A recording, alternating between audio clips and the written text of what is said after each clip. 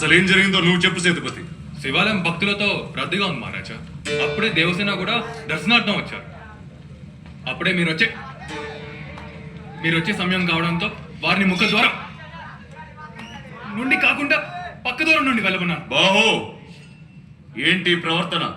బాధితుడిని బెదిరిస్తున్నావు. ప్రతిమాలితే నిజాలు బయటికి రావు మహారాజా. నీ హద్దులు అతిక్రమిస్తున్నావు బాహుబలి. నిండు గర్భిణిని సంకెళ్లతో నిలబెట్టి ఈ సభ ఎప్పుడో హద్దులు అతిక్రమించిందమ్మా. నిండు గర్భిణి అయినా పండు ముసలైనా నువ్వైనా నేనైనా విచారించే పద్ధతి ఒక్కటే. అసలేం జరిగిందో తెలుసా నీకు? ఏం జరిగింది దేవసేన?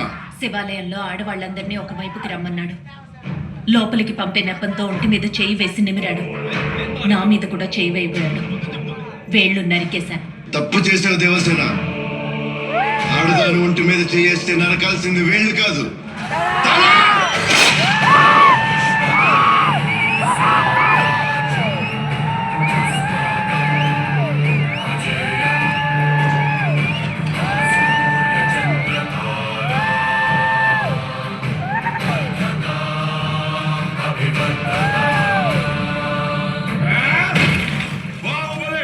ఎంత ధైర్యం ఉంటే నా సభని అవమానిస్తావు? తప్పు చేశాడు కాబట్టి సేతుపతి తడబడ్డాడు.